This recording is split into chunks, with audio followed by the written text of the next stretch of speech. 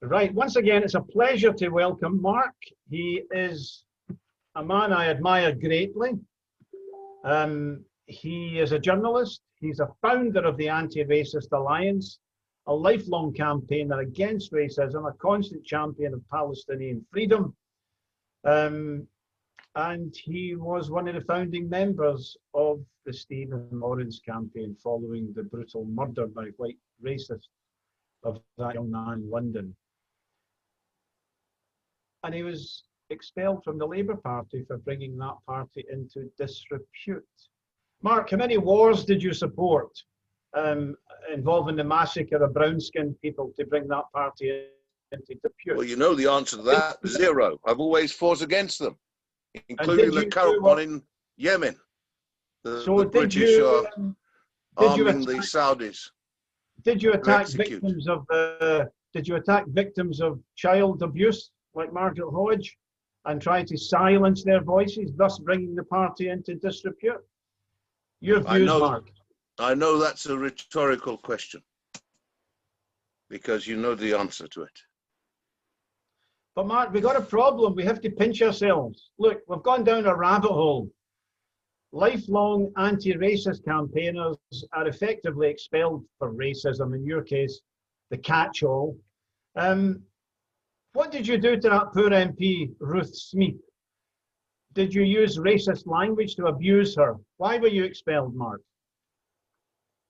Well, in June 2016, a fateful day in that month, just after the chicken coup, when 172 Labour MPs signed a motion of no confidence, or passed a motion of no confidence in their leader, Jeremy Corbyn. I was at the launch of the Shami Chakrabarti report into anti-Semitism and racism as a member of an organization called Momentum Black Connections, who had made a submission into that inquiry. And therefore I wanted to talk a little bit about that. So I stuck my hand up. But in the meantime, I saw an MP who I didn't know was an MP. She was unknown to me. I understand she'd only been elected the year before. Really, in a very cozy conversation with a reporter from the Daily Telegraph, which you'll know is a hard-right newspaper that opposes the Labour Party and bitterly opposed Jeremy Corbyn. So I asked this person who they were, and they said, Ruth Smith, MP, in a rather haughty, quite aggressive way. And I wrote her name down. And when I got up to speak, I just in passing said that I've just witnessed this MP, Ruth Smith, consorting with the working hand in glove, I think it was the term I used, with the Daily Telegraph, a Daily Telegraph reporter. I then went on to say, and this is all captured on video and available on YouTube. If you put Marc Wadsworth, Ruth Smith in YouTube, the clip, the less than a minute clip will come up where I raise this particular point. But the main thrust of what I had to say, Comrade Mick, was that look around this room. How many African, Caribbean and Asian people are there? Here we're launching a report into racism and we're not represented. And Jeremy Corbyn concurred with me. In his response, he said, yes, we need to do better. But none of that was reported.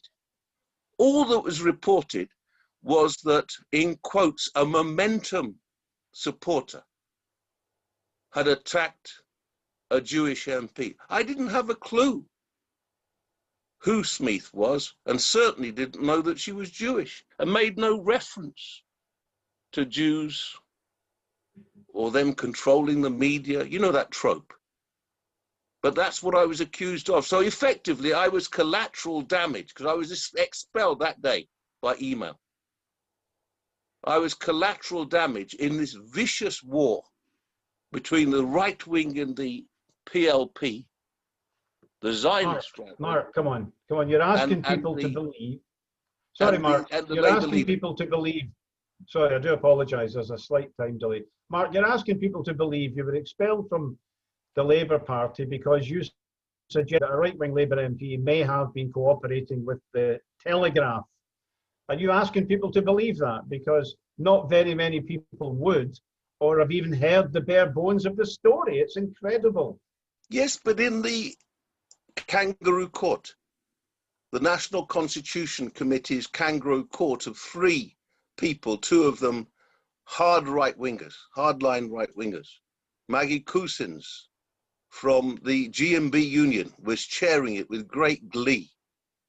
And they'd already made up their minds. Even though the hearing went on for 3 days, I had several prominent Jewish witnesses talking in my support, including David Rosenberg, the eminent historian and activist, and 3 MPs, Chris Williamson, Clive Lewis, Keith Vaz, several other people. And I was arraigned based on that intervention. And the video clip was played at least a dozen times. So that's all they had on me. I've got no record of anti-Semitism. In fact, I've fought side by side with Jewish comrades, I got Geoffrey Bindman, the eminent lawyer, to do the racial harassment bill, to write it. We got that into law because of Sir Ivan Lawrence, a Jewish member of the Board of Deputies of British Jews, who was chair of the Home Affairs Select Committee at the time, a Tory. Sacha Baron Cohen was in shorts as a youngster on the picket line outside the Sunday Times newspaper, which I was on the picket line against the David Irving writings in that newspaper, the serialization of his book about Goebbels. So my track record is there for all to see. I'm not an anti-Semite, but that's what I was arraigned for. But Mark, you've not even been fitted up. They haven't taken something you said and twisted out of context. They've simply said that if you talk about a person, who later turns out to be Jewish, and you are kind of negative towards them. I mean, I use the Daily Telegraph. It's a purveyor of racist nonsense. Then you can be held to be racist. So just before we move on to your book, which is a much more interesting thing in some ways, you were deemed to be racist, and then you were kicked out for bringing the party into disrepute. There's no evidence needed for anybody, is there? I mean, there's nothing.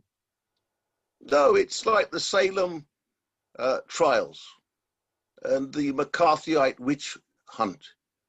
You're damned if you try to defend yourself, and you're damned if you don't defend yourself. And it's as ridiculous as me as a black person standing up and say that everybody who disagrees with me is a racist. In fact, I'll say something I haven't said in 4 years of undergoing this trial by media. Not a week goes by when my name isn't dragged back through the dirt in the yellow national press, particularly the Jewish Chronicle. In fact, Sam Matthews, that rogue so-called whistleblower who worked for the Labour Party in the so-called constitutional unit, the compliance unit, called me a racist. Just a couple of weeks ago, quoted by John Ware, and I'm taking legal advice about suing him for libel. He said that we cheered in the office when the news came through that Marc Wadsworth had been expelled, because that was one less racist in the Labour Party. And he was called into Jenny Formby's office, his boss, and told off, told that he should not be celebrating the expulsion of a member, and he shouldn't be personally involved in that case. He should be acting as an impartial official of the party. And I think many people have been sickened by the way that people like Matthews have been handed six-figure sums.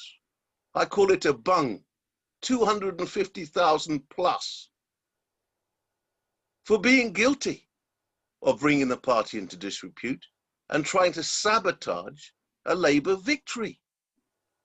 You know, it's just, I think when the history books are written, we will be vindicated, because journalism is just the first draft. And what shocks me is not a single journalist or prominent left-winger has ever come to my defense in public, including Jeremy Corbyn and John McDonnell. Dwell on that, because it shines a bright light on the terrain that we all work on.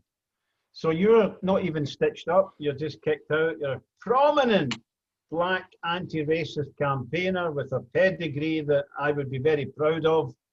And you're booted out, and there must have been demonstrations of MPs in your support, marching to Parliament and saying, you know, we support them. No? You know that's not true. What happened was quite the reverse. There was a demonstration. There was a demonstration by MPs, all of them white, on the day of the opening of my hearing. An absolutely shocking sight, a spectacle of Wes Streeting and his fellow, I don't want to use the word gangsters, but that's what they looked like. It was like the days before the civil rights movement, and those people with the pointy hats. Never had any of these politicians marched for the Windrush generation, for the victims of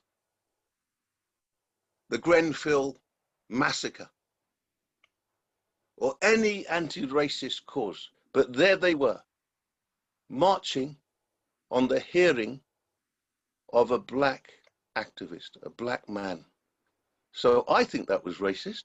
I think what I suffered in that meeting with Smith was racist.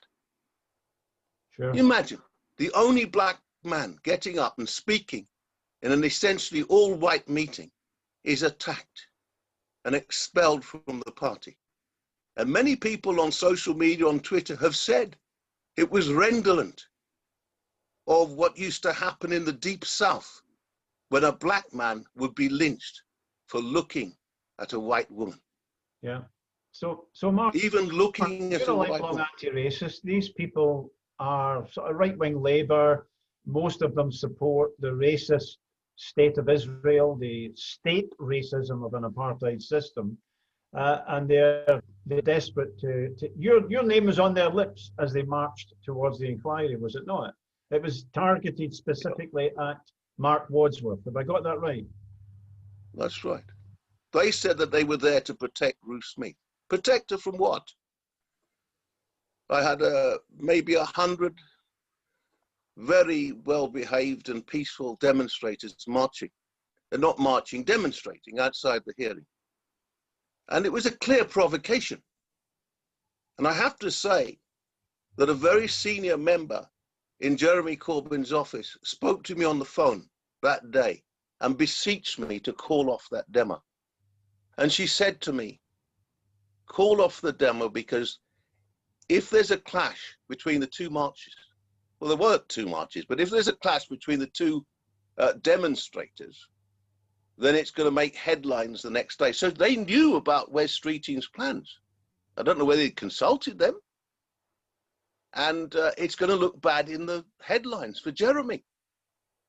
And I said, well, first of all, I didn't call the demo. It's spontaneous.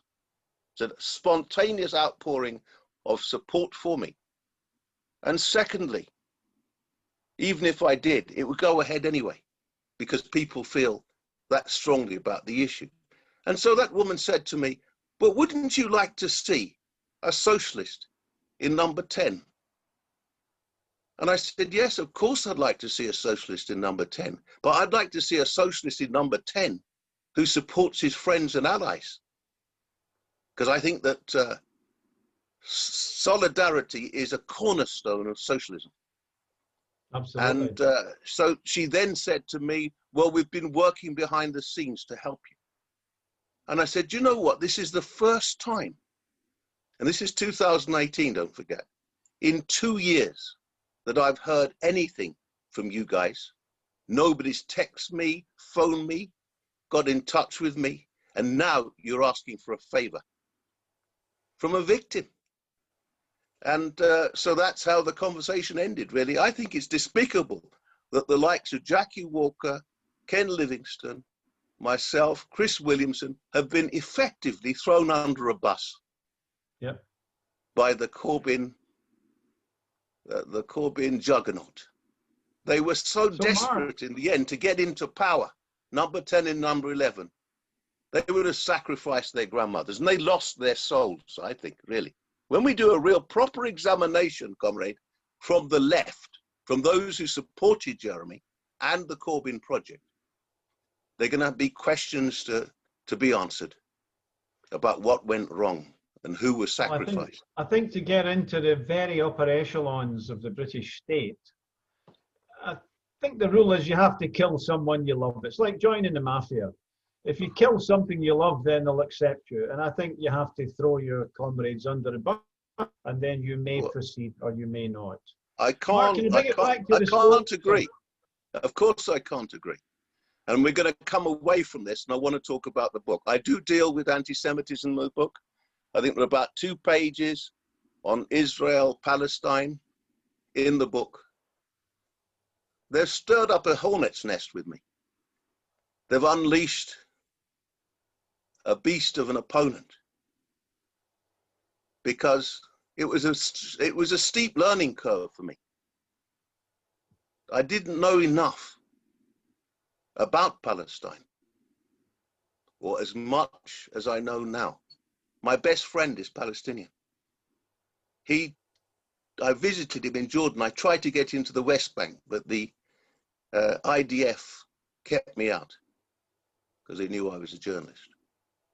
And my best friend just told me today, he's probably in this meeting, that his father was born in Palestine. He was born in Israel and was exiled to Cyprus and Jordan. They literally, after the Balfour Declaration of 1917, stole the family land at Jaffa. You've all heard of Jaffa. That's where the citrus fruits used to come from. When I was growing up, you'd see Jaffa, and you see Jaffa cakes now, don't you? These biscuits. That's their family land, and it's now called Israel. Let's bridge from this to Palestine again. I mean, it was a Jewish Chronicle that peddled the story that you were a racist. It reported people jubilant that you had been expelled as another racist. We had a demonstration a few years ago. It was a 10-hour demonstration, Mark, in Edinburgh against a celebration of Israeli state behavior. And the Jewish Chronicle the next week reported that we were making Nazi salutes and shouting Sieg Heils. That was in the story. They just made it up. Police said it could never have happened. We would never have tolerated it, of course. But this is just happening. They make it up. And we're expected to accept these smears. So well, I have to say, I have had some successes with the JC. I thought, well, of all the newspapers that have vilified me and refused to even contact me for my side of the story, I'm going to go for the Jewish Chronicle, because they are the most grievous and have been the most egregious in constantly reporting untruths about my case. I took them to IPSO, the press watchdog, and they had to change 14 stories and issue a correction, but no apology and no right to reply. I've not been allowed to give my side by Stephen Pollard, the editor of my case. And I say, just the other week, comrade, they ran that, what I think to be the worst story so far, which is that I'm a racist. And I'm saying that I'm taking legal advice about dealing with that matter. But in most of the instances, they changed the stories from saying that I abused a Jewish MP to challenged, which I can live with, because I did challenge her. But why they keep mentioning her ethnicity, or religion rather, her faith, well, we know why. And they don't say, oh, the black activist, and stories when they write about this case don't say black activist or use a picture of me. It's very biased and very prejudicial, discriminatory and unfair and unjust. And I have to say, I've got a huge amount of support out there. You see it on Twitter, on Facebook, even under the stories on the websites of right-wing newspapers like The Sun and The Mail. The vast majority of the public support me. And we will win. I'm the last person standing, don't forget, because Ken resigned from the party. Chris decided to stand against the party. And Jackie hasn't pursued a legal case. And nor has, you know, nor have other people. Let me frame the discussion of your book. Your father came from the Caribbean to Britain. You've written the book. It's Comrade Sak, about Sak Latvala, a fantastic MP from the 20s. But your book is heroes, you know, Caribbean, African and Asian heroes of British history. And it's very timely to be rewritten radically since 22 years ago. But you know, the Caribbean, as I'm sure you know, gives us the British word cannibal. Because the Spaniards, when they wiped out the people who originally were the Caribs, well, the Arawaks as well, demonized them as subhuman in order to dispossess them. So you're dealing with racism. What's the connection between the widespread genocides of European states around the world against black and brown skinned people and the racism that we find in Britain today? They're connected, are they not? Well, as a historian, I would say that what we consider to be racism now is a fairly modern phenomenon. It was brought in to justify slavery.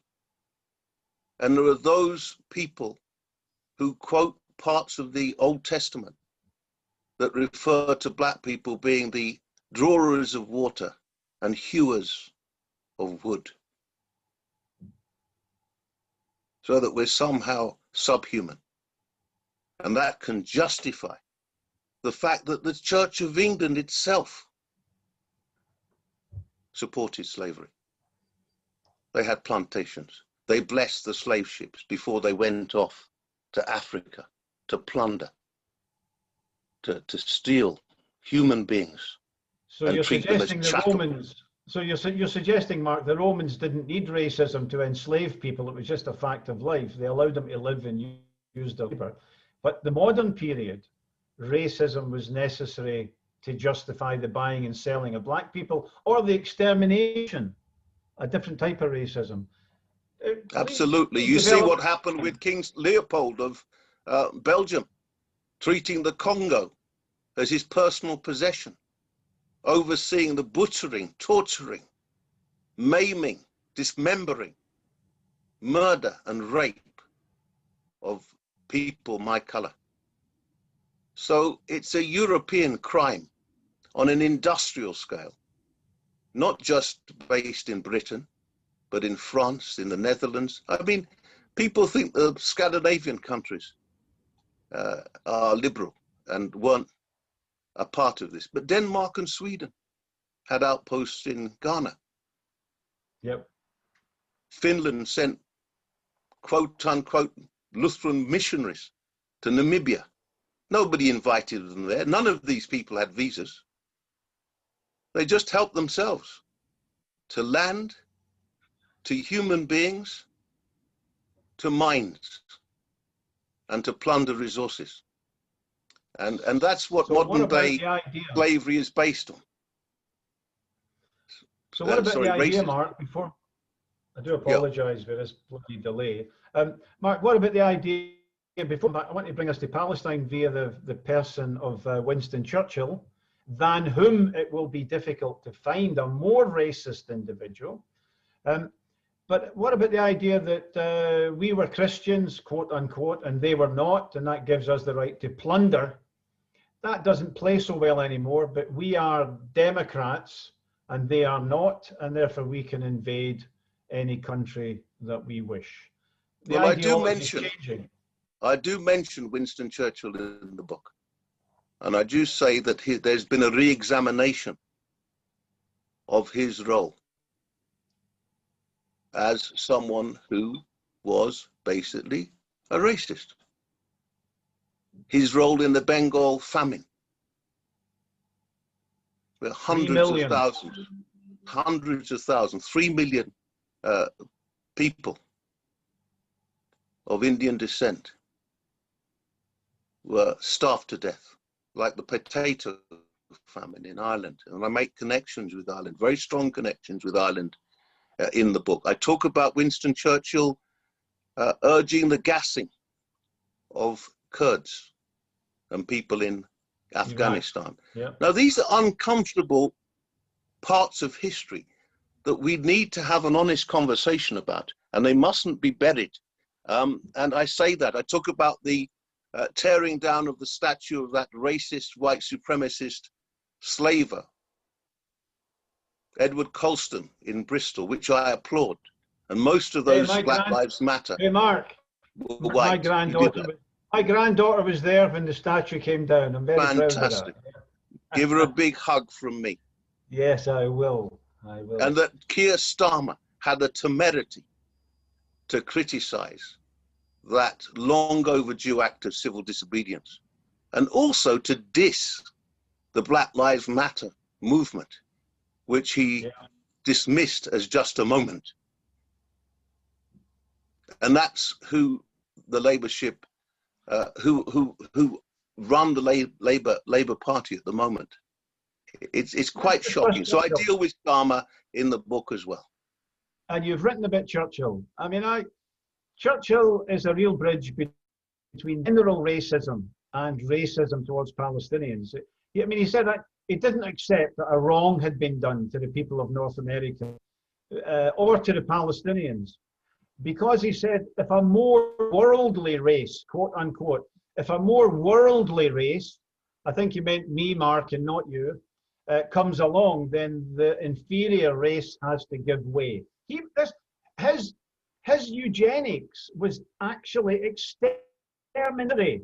It wasn't a drunk in a pub saying, I don't like black people, you know, that's bad enough. But his was exterminatory. It wasn't different. It wasn't different in quality from what happened in Europe decades later. It's there and it cannot be denied. And then he says about the Palestinians, if a dog lies in a manger, you know, a straw thing, it doesn't matter how long the dog has lain there, Palestinians he meant, and this was testimony to a commission on Palestine. He said they have to leave. I do not concede they have a right to the manger. If a superior race comes, I mean, this is unspeakable. You can't say this is a different period or things were different then. People fought racism then. Saklat Bala is a contemporary of the young Churchill. People stand up and risk their lives and careers to fight this vile racism, and somebody like Churchill epitomizes the worst of it. And I'm going to stick my neck out.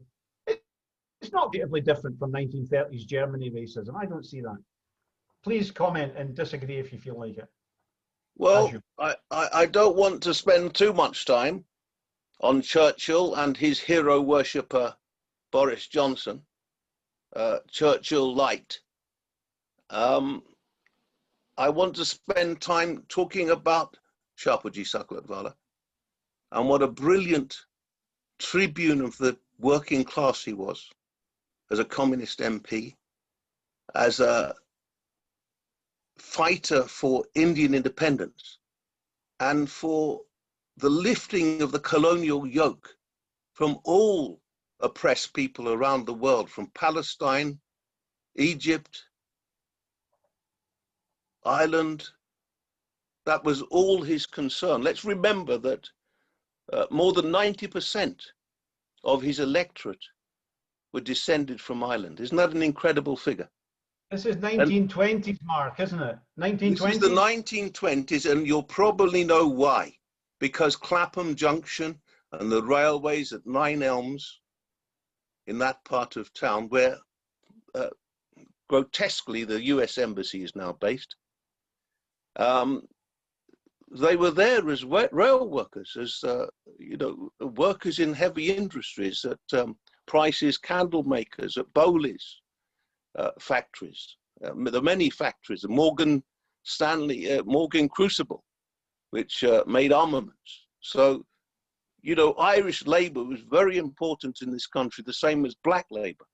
It's interesting, the parallels there are with both our struggles and how he was amazing, many visits to Ireland, including to support James Larkin in his election campaigns,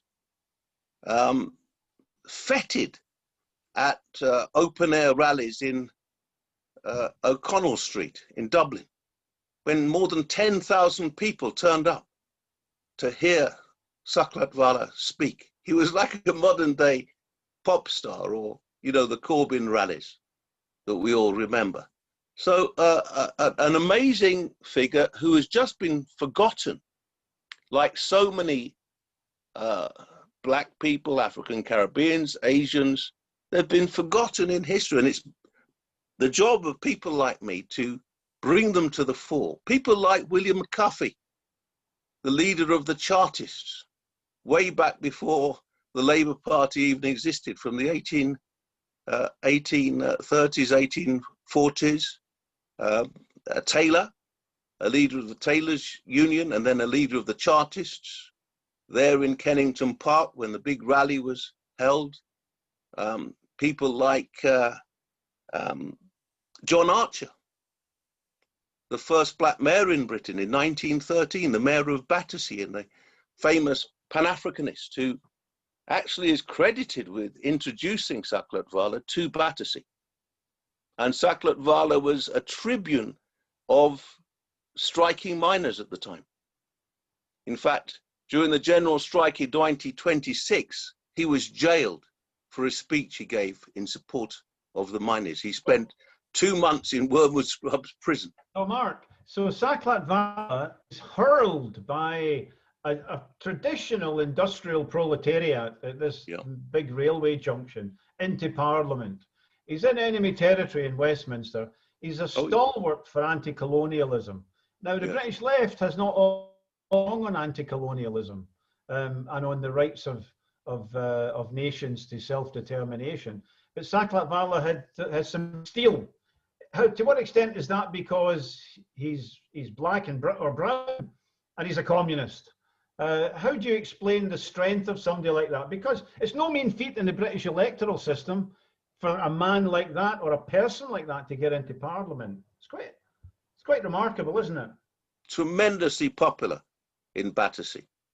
I was scratching my head way back in 1990 when I was doing the research for the book to think, how do I find people, ordinary people, who actually knew this man, who knew him as their MP? So I went into care homes and I spoke to people in their 80s and 90s. They're not around anymore. And it was incredible, the support. People said he was a great orator, he was inspiring. Some of the women, I think, had a twinkle in their eye. They thought he was quite handsome before Omar Sharif hit our screens. And but there was, and one of them sang the song, "Vote, vote, vote for Saklat Vala, for Saki is the man. Saki is the man who will bring us bread and jam, and we won't go hungry anymore." So they even remembered little ditties like that. But then there was some racism as well. Some people said, well, we wouldn't vote for the coloured fella when there was a white person standing. Yeah, but he fought and won that. But how do you, that's kind of challenges the notion of an inherent racism of British workers, which Sir Keir Starmer is positioning himself as a jingo, as a patriot, unquote, a patriot, in order to pursue, to move rightwards to win them over. Saklat Vala proves you can win them over on the basis of internationalism. Do you want to develop that point? Of course you can. And that's why the Battersea Trades Council and Labour Party, as it was then called, consistently supported Saklatwala's selection. In 1922, when he was actually endorsed by the Labour NEC, because the National Executive Committee, because in those days you could be a dual member of the Communist Party and the Labour Party, up to 1924. He stood as the candidate in 1922 and won against a Liberal. And don't forget, the working class had voted for the Liberals up until 1900, before the Labour Party was founded. And then lost in 1923 and won again in 1924. But by 1929, when all the communists and communist supporters had been kicked out of the Labour Party and been proscribed, he was standing as a straightforward communist candidate and lost to an official Labour Party candidate. They supported him because he supported them. You know, he was at every possible meeting going throughout his political career. That's why he died of a huge heart attack at the modest age of just 61. He was literally burnt out. So no cause was small enough for him to take up the cudgels in Parliament, using that place as a platform to advance socialist, internationalist, anti-racist, pro-independence, anti-colonial struggles. And there were people in the movement for colonial freedom like Fenner Brockway, who supported him, and I have to say Scottish left MPs supported him. The Irish Sinn Féin were abstentionists, so they weren't in Parliament, and they still aren't in Parliament, so they supported him outside. Sorry to interrupt. Fantastic. Yes, William Gallagher, you know, he'd got elected from Fife in Scotland. Comes just up north of here, yeah. Yes, yes. Here. So, you know, there was J. Walton Newbold who was elected. Pardon? Yeah. Sorry, there's just, this is a terrible delay. I'll do this when I want to come in, okay? On you go. Right, yeah. No, I was just talking about the other communist MPs. Yeah. The ILP MPs. Yeah. Independent Labour Party MPs. So there's a tradition of anti-colonialism. Obviously, people from the Caribbean, people from India like Saklatwala or with a heritage from India, will be determined fighters against colonialism. But yes. Mark, you know that up until 1945, the Labour Party, radical Labour Party, 1 million guys came back from the war with guns. The ruling class was afraid, and we got the health service and all sorts of other stuff. But they passed, that same party passed a resolution advising Palestinians to leave Palestine to make way for incoming Zionist colonists. Your book, I think, plays a role in trying to, into the left in Britain, trying to situate and trying to win people over to determined anti-colonial struggle. Is that right? That's right, it is.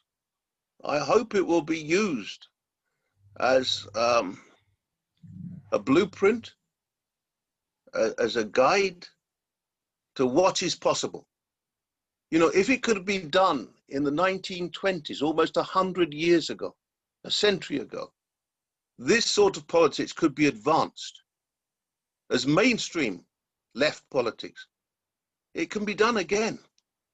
I think the electoral system is against us. I'm amazed sometimes when I think about it that someone who was a communist all his life, like Saklatwala, could be elected by the corrupt first past the post system. I think we need PR, proportional representation. Then we could have a socialist party, a Podemos, like in Spain, or Syriaz in Greece. Very, very difficult to get beyond 40% of the vote. And the Tories themselves are in on a minority of those who voted in all the elections when they've been elected into government. They shouldn't be there. Mark, it's a real very pleasure. difficult. Sorry, it's a real pleasure talking to you. I hope you don't mind if I say it's an even greater pleasure to host a meeting on a May Day meeting up in Edinburgh a long time ago with a woman called Mrs. Desai. And she was about half the size of me. She was the size of, and she was the hero of Grunwick's. That's right. Jaya bin Grunwick, Desai. I mention her in my book. yeah.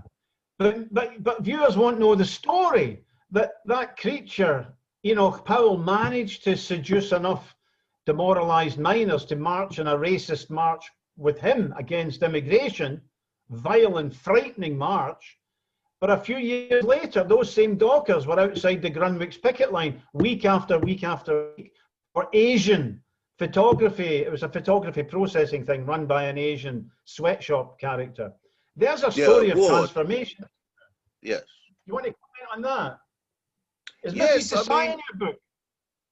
Look, I'm a proponent of race and class politics. They're not conflictual, they're complementary. Read the works of A. Sivanandan in the Institute of Race Relations and his journal, Race and Class. You know, and there's sometimes been an antagonism with some on the left, like the militant tendency, I'll name names, who've gone in for class reductionism and said it's only about class. But when they talk about class, they're really talking about a sort of mythical white male in an oily boiler suit holding a spanner. And that's not the nature of the class. The class has black people in it. In fact, black people are the most militant in the class because they're the most oppressed. And that's why you've got this scramble for them by the likes of the SWP, the Socialist Workers' Party. We stand up to racism, love music, hate racism, anti-Nazi League. I'm not saying all of that is about party building, but you have a niggling feeling in the back of your mind, and the way that they've now got into Black Lives Matter, that they are about recruiting young, militant black people. But it won't work because there can't be anything about us without us. Black people must be in the leadership of the anti-racist struggle. We must be able to own our own issues. We welcome genuine white allies. Of course we do. We can't win without them. But we believe passionately in black self-organization, black self-determination, and black leadership of the fight back. Look, I'm getting crowded out here. There's questions here. I'm going to ask you some questions, but I've got a bunch of questions I want to ask as well. Stephen asks, Stephen McMurray from Edinburgh, is there any hope, come on Mark, is there any hope of Labour being a force for good on the issue of Palestine with Sir Keir in charge? Self-proclaimed Zionist, which is quite disturbing. You know, when the leadership candidates were all asked, what's your position on Israel? And I think just about all of them were uncritical. I think that Rebecca Long Bailey was mildly circumspect. But this is the state of a party that from the get-go, from its foundation in 1900, has had a strong majority, really, especially in the Parliamentary Labour Party, of those who support, or rather don't support, the Palestinians. And that's very worrying, but it can be changed, it can be turned around. But I would like to see people speaking out more, like Moran, remind me of her first name, the MP for Oxford West and Abingdon. She ran for the leadership. She's a Palestinian. She should be raising her voice all the time. Layla Moran. I think she should be raising her voice all the time. And the Muslim MPs, and not just the Muslim MPs, the black MPs. And I think the pressure has to come from below. You know, it's all well and good seeing the Palestinian flags being waved at Labour Party conference, but that's a gesture. We need action, because Palestine, the issue of Palestine, is the biggest issue of continued colonialism in the world today. And it should be in the newspapers and in the news media all the time, the suffering of the Palestinian people. It's a litmus test, Of isn't the it? hands Just as anti-colonialism in Israeli general state. was a litmus test. Yes, for me, it's a litmus test, yes. Yeah. It's like South Africa during apartheid times.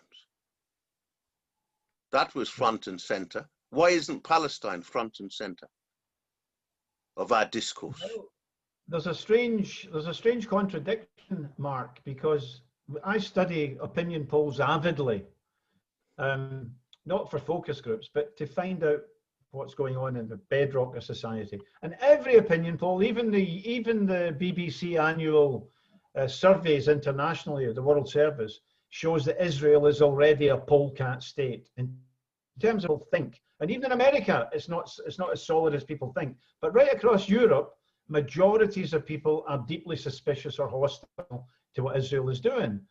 But that's precisely why political voices have to be intimidated from articulating that feeling.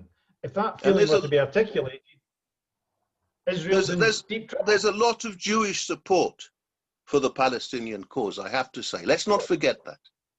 And those voices are not being heard, not given platforms. There's Jewish Voice for Labour over here, which is doing a very good job supporting Palestinians, fighting Islamophobia.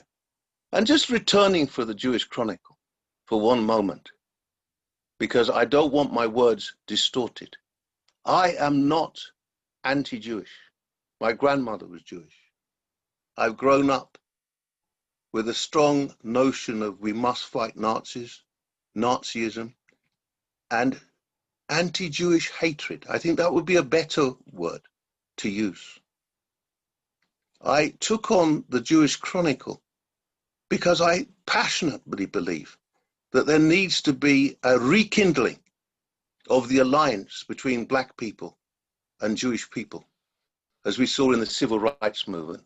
You know, the film Mississippi Burning is about two Jewish activists who were murdered by Ku Klux Klan with a Black activist. The struggle in South Africa with Joe Slovo, Ruth First, and many others, Goldberg, you know, who were side by side with us in the struggle. And I don't want to see that smashed up with irresponsible journalism and scaremongering, because Jewish people have a right to fear a return to right-wing politics because of what's going on. You mentioned and Joe we want to be allied with them. Yeah. Pardon? You mentioned Joe Slovo. It's interesting that when he died, this white Jewish guy in South Africa had 1 million Black people marching at his funeral. Yes. You don't have to be for apartheid if you're white. You don't. And you don't have to be for apartheid in Israel if you're Jewish. There's a fantastic number of excellent activists who are Jewish, and we don't welcome them, they welcome us. We all welcome each other, right? Yes, we're all part of a struggle for human rights. Dennis Let's Goldberg. Come back to Palestine and ask. I was talking about Dennis Goldberg. Sorry for not mentioning his first name. God bless him. He died not so long ago. God bless him. I was privileged to share a platform with Dennis Goldberg the day after the real 9/11. Yes. I spoke at one of our meetings in Glasgow on the South Africa, the long road to freedom, South Africa and Palestine. And we learned quite a few valuable lessons from that. Yes. Mark, you're Black, you're British, you come from Caribbean roots, you're an opponent of colonialism and Zionism and racism.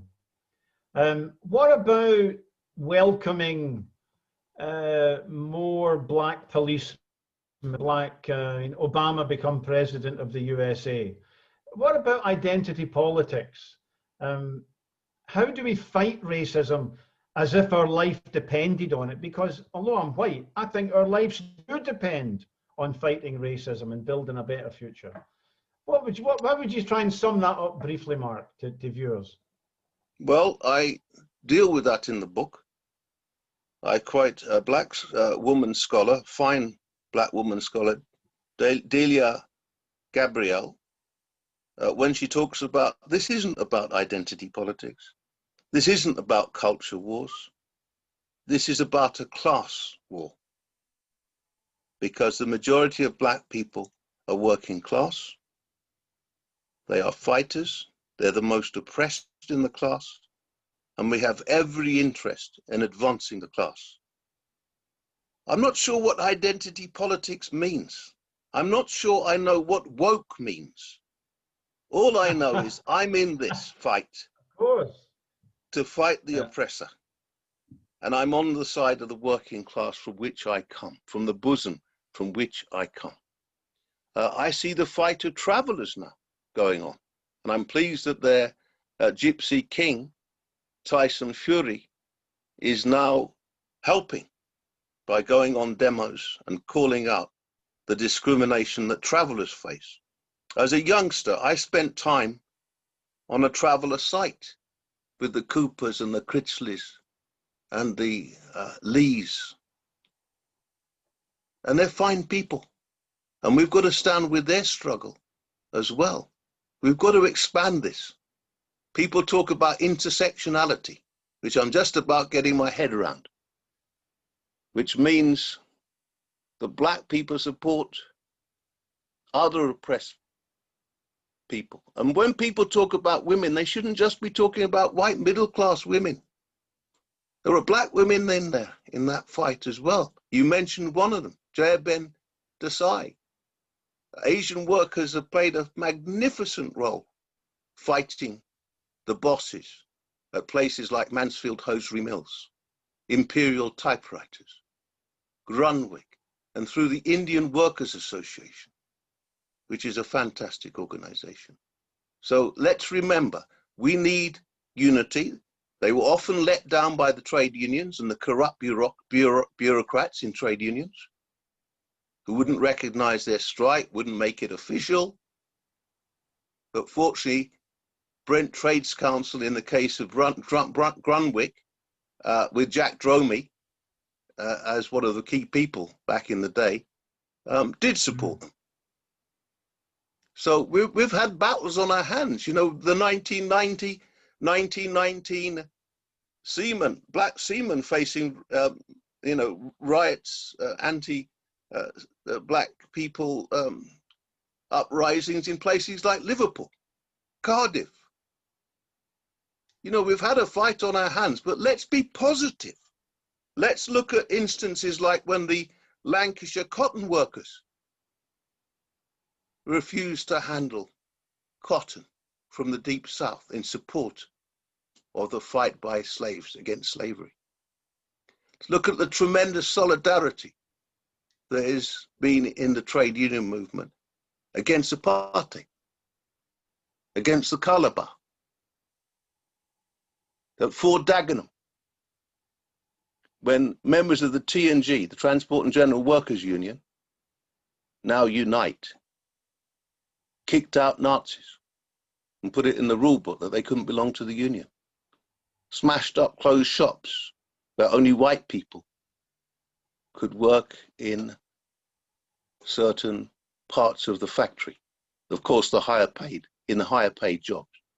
So we have to celebrate successes and solidarity, but also speak openly and honestly about some of the dirtier passages in our history. And I hope I've done some of that in my book.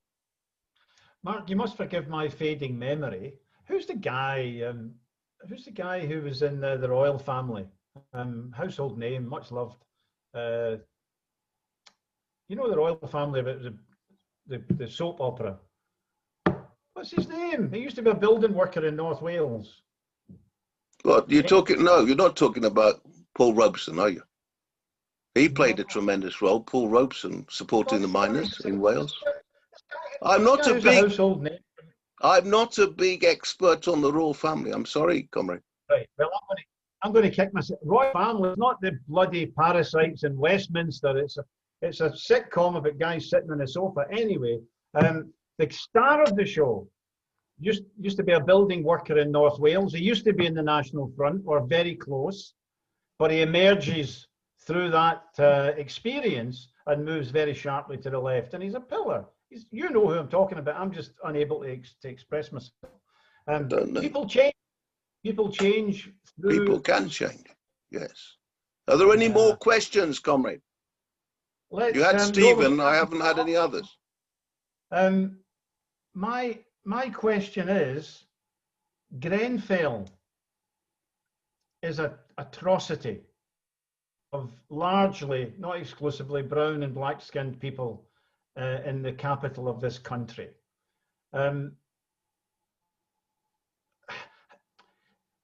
Gaza is an open wound on the face of the planet. In both of them, in one, the mass murder rate is much higher, but both of them show the barbarism of our rulers towards those people who don't fight back, or those people who don't have the resources to them. What lessons would you draw from Grenfell and what's coming out now about the way it was built on the cheap, and what's happening in Gaza and other colonial situations around the world, Mark? I would ask you to sum up and respond. Well, I'd like to talk about Grenfell. I like to talk about Grenfell because I was there the day after the fire and spent a whole day talking with firefighters, with families, bereaved families, as a journalist and as a supporter to give solidarity. And I wrote a piece for The Voice where I quoted from Frantz Fanon's Wretched of the Earth. Because the majority of the victims, those who died, it said there were 72. Many of us believe there were more because people were undocumented. Yeah. Were refugees, asylum seekers, Muslims, but mainly impoverished, poor people who've been put in an incinerator by a heartless Tory local authority, town hall. The cladding around that building to make it look nice for the residents of the multi-million-pound homes that could see that tower block. The cladding was cheap because those lives didn't matter. And that's the parallel I would draw with Gaza, that even a Tory Prime Minister, David Cameron, could describe as the largest open-air prison in the world. Mm. And my heart bleeds for the occupants of that open prison. And we must get justice for the Palestinians. We must keep raising the issue. I applaud you, Comrade Mick, and members of Scottish Palestine, solidarity campaign. I've been proud to share a platform with you in Edinburgh and with other members of the PSC around the country. I've made it an open welcome to PSC members. In Wales, they hosted a meeting with me, and I will continue to support this cause until I die. Well, that leads me to the final question, because John Pinto asks, what keeps you struggling, Mark, in spite of the vicious attacks on you? Vicious attacks. Meetings like this keep me going. The amazing outpouring of support on social media. People who refuse to be silenced. People who saw the spectacle of Smith introducing Keir Starmer when he made his keynote speech at party conference. Thanks for that, Ruth, because it boosted my Twitter followers by several score.